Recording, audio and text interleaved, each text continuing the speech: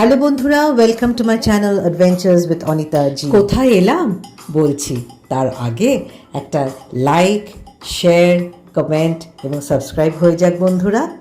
তোমার জন্মদিন, হ্যাঁ, তুমি কেক চাও? লন্ডন বেকারি, পুরুলিয়াতে লন্ডন বেকারি।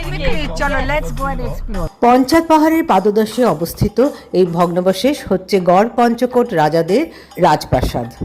গড় পঞ্চকোটের এই ধ্বংসাবশেষ হচ্ছে গড় পঞ্চকোট রাজাদের উত্থান পতনের এক নীরব সাক্ষী, পর্যটকদের কাছে বিশেষ আকর্ষণীয় বস্তু। পুরুলিয়ায় এলে পর্যটকরা বরন্তী ড্যামের আশেপাশে থাকার চেষ্টা করে। বরন্তী ড্যাম, বরন্তী জলাশয় এবং গড় পঞ্চকোটের দুর্গের ভগ্নাবশেষ দেখে ফেরত চলে যায়। তাছাড়া পাঞ্চায়েত ড্যাম আছে। আমরা গতকাল পুরুলিয়ায় এসেছি এবং আজ সকালে পলাশবিথি থেকে লুচি তরকারি ব্রেকফাস্ট করে আমরা চলে এসেছি জয়চণ্ডী পাহাড় দর্শন করতে। আদিবাসী মেয়েরা জঙ্গল থেকে কাঠ কেটে জ্বালানি হিসেবে ব্যবহার করবে বলে বাড়ি নিয়ে যাচ্ছে। জয়চণ্ডী পাহাড় পৌঁছে আমরা পার্কিং লটে নেমে পড়লাম।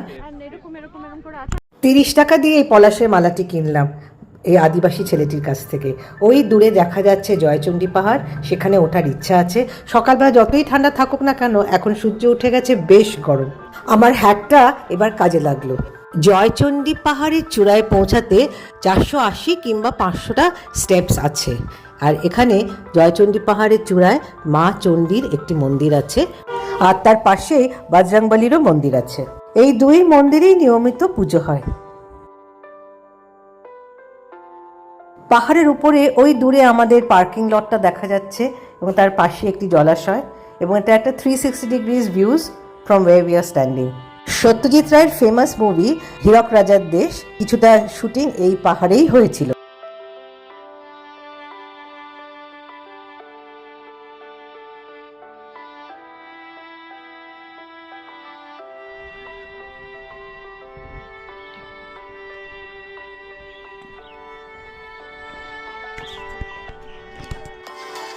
এই পাহাড়ের সিঁড়ির দুধারে কিছু পলাশ গাছ আছে, কিন্তু এখনও এবার পলাশের সময় হলো, কিন্তু বিশেষ করে পলাশ ফুল ফোটেনি, কারণ এখনও ঠান্ডা ঠান্ডা আছে।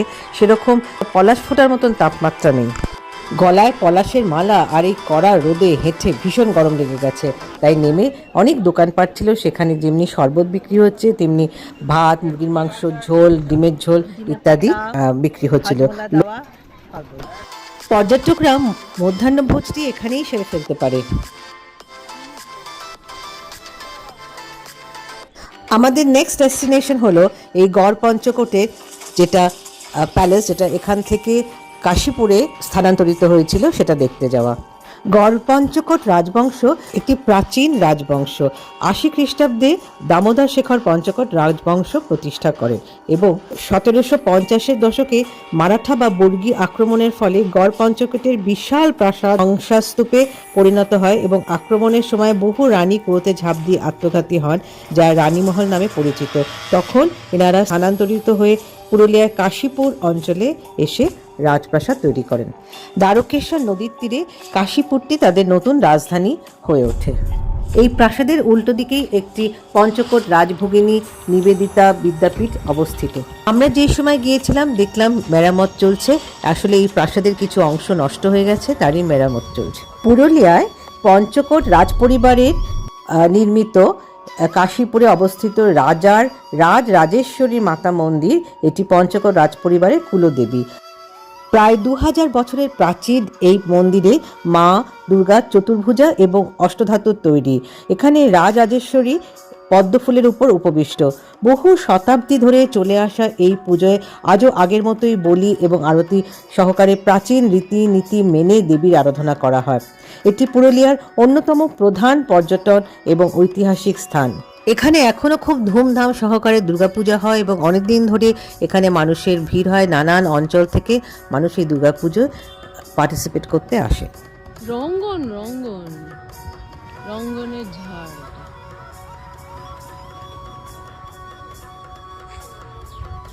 এবার বেলা বয়ে গেছে, রোদও বেশ চড়া হয়েছে এবং তার সাথে খিদেটাও বেশ ভালোই বেড়েছে, তাই এবার হোটেলে ফিরে আমরা খাবো। এবং তার আগে আজকে সানন্দার জন্মদিন, রাস্তা থেকে একটা কেক তুলবো।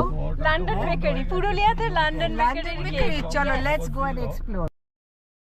পুরুলিয়াতে খোদ লন্ডন বেকারি বেশ মজার ব্যাপার হলো, এখান থেকে আমরা কেক কিনে নিয়ে গেলাম, অবশ্যই এত গরমে আইসক্রিমও খেলাম।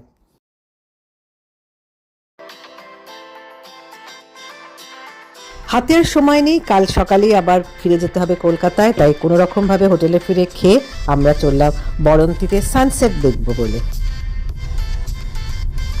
আমাদের পলাশপিথি ইকো রিসর্ট থেকে বরন্তি লেক অনেকটা ডিস্টেন্স ছিল, তাই গাড়ি হাঁকিয়ে যেতে হলো। দেখাই যাচ্ছে প্রায় সূর্য অস্ত যায়, সুতরাং খুব তাড়াতাড়ি আমরা পৌঁছানোর চেষ্টা করলাম।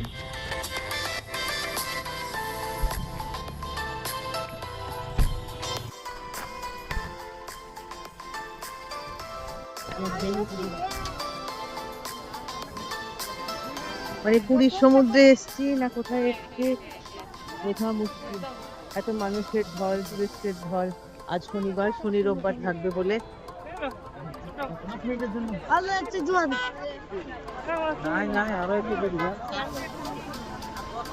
আমরা আগেরবার এইসব জায়গা ঘুরেছিলাম না, শুনছি ওই দিক দিয়ে এসে।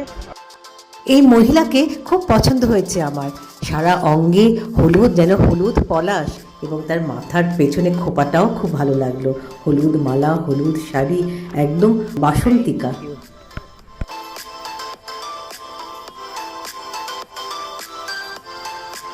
কি লোকের ঢল নেমেছে সূর্যাস্ত দেখবে বরন্তি লেকে, পেছনে বরন্তি পাহাড়। আমরা literally we were chasing the sun. মানে পুরুলিয়ার ট্যুরিজম দিন দিন বাড়ছে, আর এই সময় লোকে ভেবেছে পলাশ আছে তাই। কিন্তু সানসেটটা সেই অর্থে দেখা হলো না, কারণ মেঘাচ্ছন্ন একটা ধোঁয়াচ্ছন্ন কিরম একটা ব্যাপার হয়ে গেল।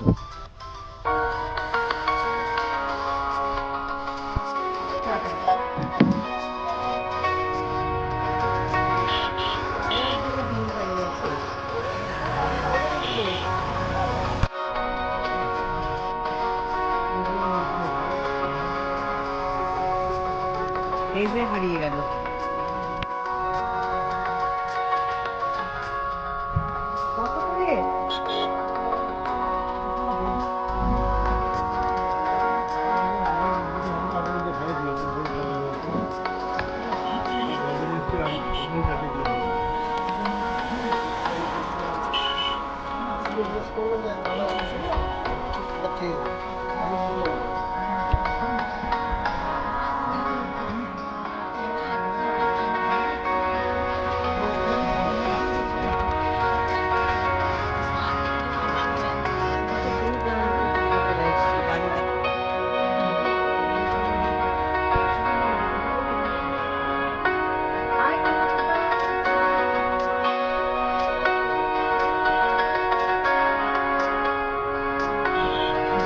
ঢল নেমেছে সূর্যাস্ত দেখবে বরন্তি দেখবে, পেছনে বরন্তি পাহাড়।